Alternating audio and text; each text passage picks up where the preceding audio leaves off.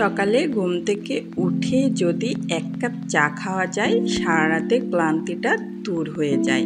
কারণ সারা রাত ঘুম থেকে উঠে একটা অলসতা ভাব থাকে, মনে হয় চা খেলে এই অলসতা ভাবটা কমে যায়। হাই গাইস, আসসালামু আলাইকুম। সবাই কেমন আছো? আশা করি সবাই ভালো আছো। আলহামদুলিল্লাহ, আমিও ভালো আছি। আমি আর আমার ছেলে দুজন মিলে চা খাচ্ছি। ও ঘুম থেকে উঠে বলতেছে আম্মু আমাকেও চা দাও, তাই ওকে চা দিলাম আর পাউরুটি দিলাম। আর আজকে হচ্ছে ছুটির দিন, এই জন্য ওকে চা দিয়ে। আর মেয়েদের একটা সমস্যা, ঘুম থেকে উঠেই টেনশন, কি রান্না করতে হবে, কি খাবো। প্রতিদিনের মেমো তৈরি করতে করতে মনে হয় যে মাথা হ্যাং হয়ে যায়। তো সকালে চা খেয়ে চলে আসলাম ছাদে। ছাদে এসে কিছু পুঁই শাক উঠাই নিলাম।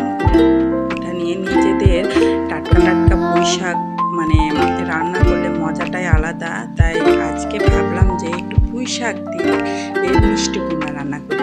আমাদের এখানে পুঁই শাক দিয়ে মিষ্টি কুমড়াটা আবার খুব চলে, সবাই খুব পছন্দ করে এই পুঁই শাক দিয়ে মিষ্টি কুমড়া।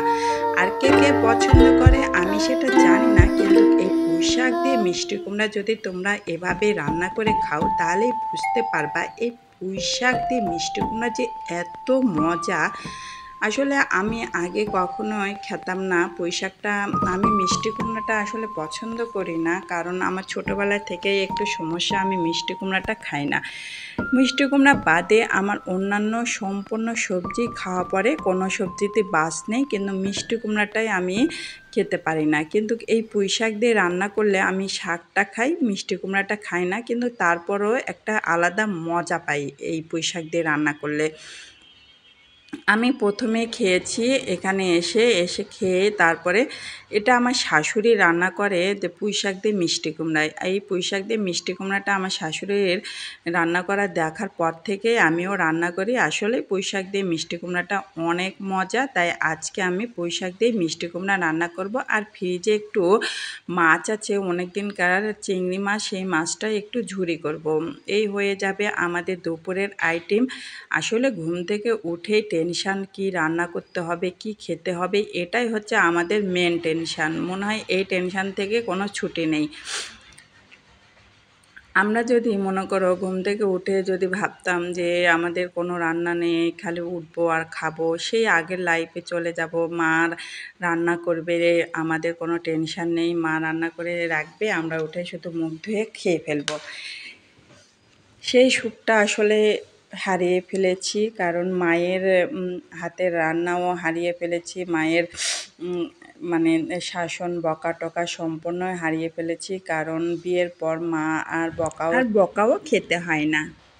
আসলে মেয়েদের লাইফটাই এরকমই, মায়ের বাড়ি থেকে আবার স্বামীর বাড়ি এর স্বাদ মিটে গেলে তারপর আবার সন্তানদের উপর নির্ভরশীল। এটাই হচ্ছে মেয়েদের লাইফ।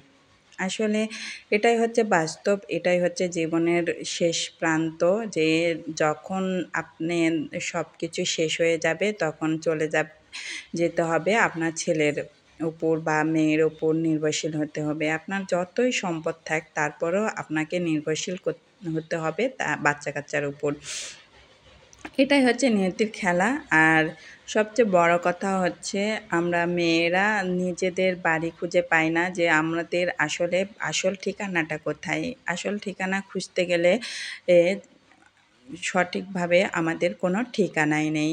এটাই হচ্ছে বাস্তব, আর এটাই হচ্ছে মেন। এটা হচ্ছে সবাই আমরা জানি, তারপরেও কিছু করার নেই, কিছু করার নাই। যাদের সামর্থ্য আছে তারা নিজেদের মতো করে বাড়ি টাড়ি বানিয়ে বলে যে এটা আমাদের বাড়ি। আসলে আমাদের ওরকম সামর্থ্য নেই যে বলতে পারবো যে এটা আমার বাড়ি। বা আর মিলেমিশে সবাই একসঙ্গে থাকতে পারলে বাড়ি কোনটা আমার বাড়ি কোনটা তার বাড়ি। আসলে আমরা তো এখানে চিরস্থায়ী না, এখানে তো আমরা সারা জীবন থাকতে পারবো না।